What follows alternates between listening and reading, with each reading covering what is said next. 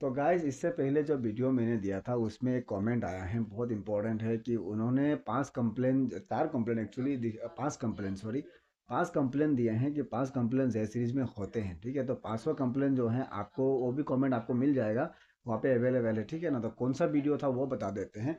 इससे पहले मैंने बताया था कि रॉयल एनफील्ड का जय सीरीज इंजन सबको इतना ख़राब क्यों लगता है, ये वाला वीडियो था। ठीक है, तो उसमें आपको कमेंट के लिस्ट पे दिख जाएगा।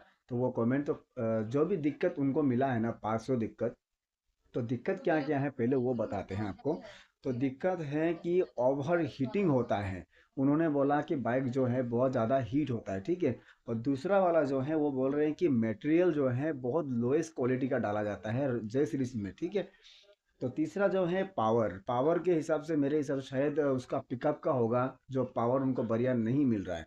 और तीसरा जो है इंजन साउंड, तो इंजन साउंड का भी हम लोगों ने बहुत पहले डिस्कशन किया था इसके बारे में। और तीसरा, पांचवा जो है वो है टेपिड साउंड का। ठीक है, तो ये 5 कंप्लेंट उन्होंने दिया है। तो आपको इस 5 कंप्लेंट में से क्या लगता है कि जो कंप्लेंट वगैरह दिया गया है वो सही है या नहीं? अगर आपको कमेंट दिखता है ना वहाँ पे, तो आप उसके नीचे भी बता सकते हैं, तो मैं उसमें आपको बता दूंगा, या फिर मुझे पता चल जाएगा। और इस 5 कंप्लेंट में मैं अगर रिएक्शन कुछ भी दूँ तो मुझे क्या रिएक्शन देना चाहिए, मैं आपको बताता हूँ।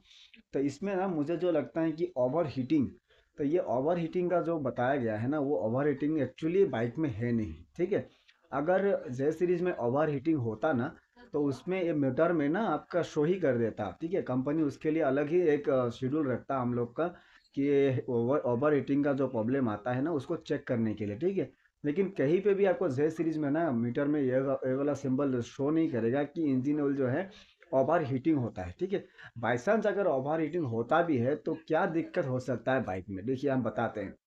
अगर कहीं भी कोई भी बाइक में ओवर हीटिंग होता है ना, तो बाइक अचानक से बंद हो जाएगा। ठीक है, रनिंग कंडीशन में स्टार्ट बंद, उस टाइम में जब तक ठंडा नहीं होगा तब तक बाइक स्टार्ट नहीं होगा। ठीक है, ये आप लोग समझ ले। तो ओवर हीटिंग या फिर हीटिंग कितना है उसके लिए तो सेंसर दिया गया है, जो ऑयल टेम्परेचर सेंसर होता है उसको दिया गया है। तो वही मॉनिटर करता है कि बाइक जो है हीट कितना हुआ है कितना नहीं। ठीक है, तो उस हिसाब से हीट को मॉनिटर करके ही फ्यूल को लाइन को बनाया गया है, मतलब फ्यूल उतने हिसाब से देगा। अगर बाइक का टेम्परेचर बहुत ही कम है तो उस टाइम में गाड़ी अपने आप चौक लेगा और फ्यूल का लाइन जो है ज़्यादा कर देगा।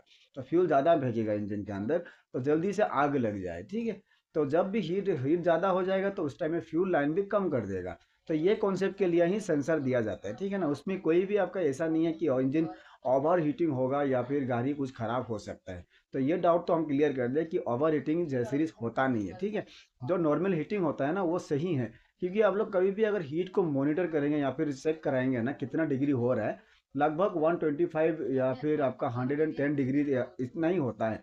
ठीक है, फिर अगर रुके हुए गाड़ी में अगर रनिंग कर रहे हैं तो इतना होता ही नहीं है, क्योंकि हवा लगता रहता है और गाड़ी ठंडा होता जाता है। ठीक है, तो इसीलिए ना हीटिंग का इशू आप लोग छोड़ ही दीजिए। हाँ, वेदर के लिए कहीं कहीं पे बहुत ज़्यादा हीट होता है तो वो अपने आप उसको एडजस्ट कर लेता है गाड़ी। ठीक है, और दूसरा जो है मटेरियल लो क्वालिटी। अब बताइए, मटेरियल का लो क्वालिटी है? अगर लो क्वालिटी मटेरियल होता तो ये रॉयल एनफील्ड कहीं चल पाता? तो जे सीरीज में लो क्वालिटी का मटेरियल यूज़ नहीं किया जाता है। रॉयल एनफील्ड है वो एक नामी ब्रांड है, जो ब्रांड इतने सालों से बन के आ रहा है, चल के आ रहा है, उसमें लो क्वालिटी तो कंपनी यूज़ करके रिस्क नहीं लेगा। क्योंकि कोई भी एक मॉडल चलाने के लिए ना, बिजनेस करने के लिए या फिर जो मार्केट में इसको चलाने के लिए ना बहुत मुश्किल होता है, बहुत चलाने के लिए समय समय लगता है। तो कोई भी मॉडल अगर चल रहा हो तो उसमें लो क्वालिटी देके कंपनी इतना बड़ा रिस्क तो नहीं लेंगे। ठीक है, ठीक है, तो कोयल वगैरह बहुत सारा ऐसा भी है आज तक हम लोग को ही मिला है, जो बहुत पुराना बाइक है अभी तक चल ही रहा है, उसमें कोई दिक्कत ही नहीं है। इंजन में कुछ तो कुछ दिक्कत होता है तो उसको धीरे धीरे हम लोग ठीक कर सकते हैं, वो रिपेयर हो जाता है। ठीक है, ऐसा कोई नहीं, हमको नहीं लगा कि कोई क्वालिटी अच्छा नहीं दे रहा है या फिर बहुत बढ़िया क्वालिटी सामान नहीं दे रहा है तो इतना जल्दी जल्दी घिस रहा है खा रहा है। तो हर एक चीज़ में ना जो भी हम लोगों ने चेंज किया है, जो बनाया है, तो हर एक चीज़ में हम लोग को यही पॉइंट निकलता है कि वो रखने का या फिर चलाने का तरीका सही नहीं था, इसीलिए वो सामान जो है खा गया है। अभी राइडर्स का ही बात करें, इतने दूर दूर चलते हैं भाई, कहीं कहीं कितने किलोमीटर चला देते हैं, लाख भर पार कर देते हैं, तब भी इंजन सही रहता है। तो अगर लो क्वालिटी होता तो इतना लाख भर तक चलता ही नहीं। कोई कोई बाइक तो लद्दाख तक जाता ही नहीं, बीच रास्ते में इंजन फट जाता उसका।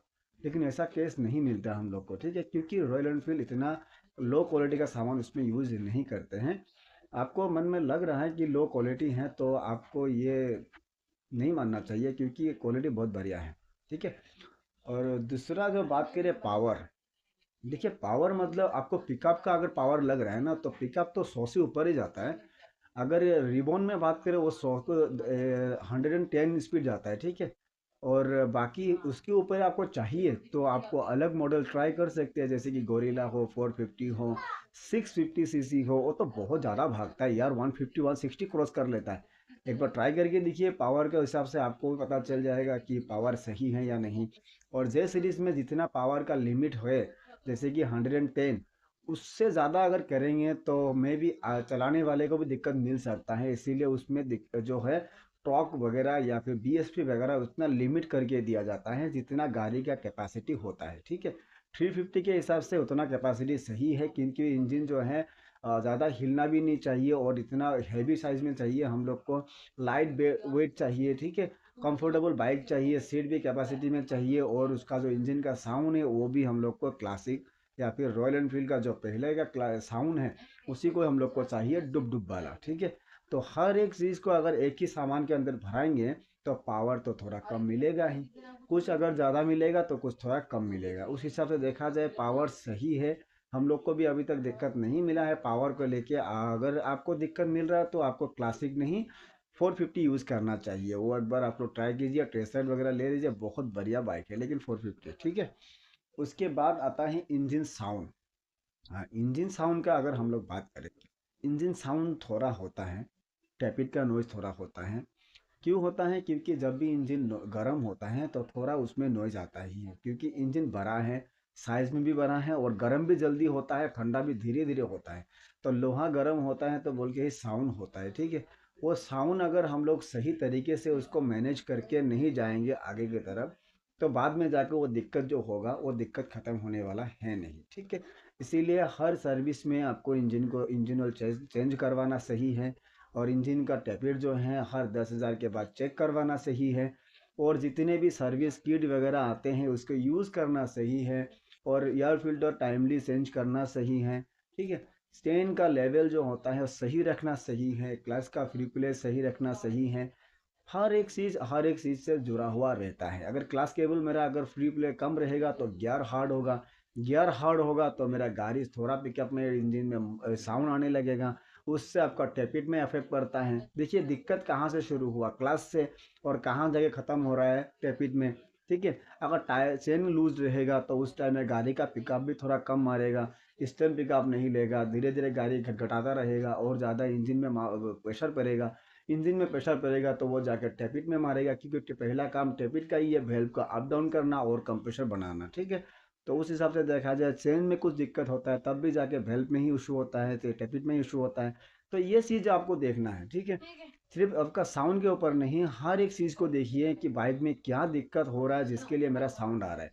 ऐसा नहीं है कि गर्म होने से आएगा ही आएगा, लेकिन कुछ भी दिक्कत ऐसा लगता है कि हाँ इस दिक्कत से मेरा साउंड ज़्यादा हो रहा है, तो उसको ठीक करवा लीजिए। सर्विसिंग वगैरह टाइमली करवाइए अपना बाइक को, और खुद से भी थोड़ा देखिए चेन एडजस्टमेंट सही है कि नहीं, क्लास सही है कि नहीं, कोई चक्का वगैरह का बेरिंग खराब है क्या, चेन का जो लुब्रिकेंट है दिया हुआ है नहीं, ब्रेक पैड जो है खा गया है क्या, या फिर ब्रेक का जो फ्री प्ले है सही है कि नहीं, कुछ अपने से ध्यान देना पड़ेगा। इसीलिए हफ्ते में संडे के दिन हो सके तो अपने बाइक को थोड़ा समय दीजिए और 10-15 मिनट अपने बाइक को बढ़िया तरीके से देखिए।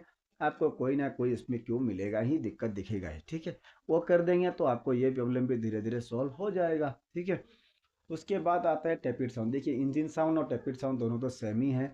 इंजन साउंड का बात करें और टैपिट का बात करें, और एक साउंड हम लोगों बात किए थे इससे पहले कि वो जो बेरिंग का नॉइस, वो तो हम लोगों ने बताया कि अपडेट हो चुका है, बिल्कुल ख़त्म हो चुका है। इसमें भी मुझे बहुत सारा कमेंट आया था कि मेरा बाइक इतने साल में लिया था, क्या मेरे बाइक में अपडेट हुआ है, या फिर मेरे बाइक इतना साल से लिया है, इतना किलोमीटर चला है, क्या मेरे बाइक में अपडेट हुआ है। देखिए हम बताएं कि जब बाइक जे सीरीज लॉन्च हुआ था उसके बाद से ना लगभग 2-3 महीने के अंदर ही वो अपडेट हो गया था, क्योंकि कोई भी बाइक एक पीस तो नहीं बनाता है कि नहीं, कंपनी कंपनी बहुत सारा बाइक बनाता है एक ही बार में।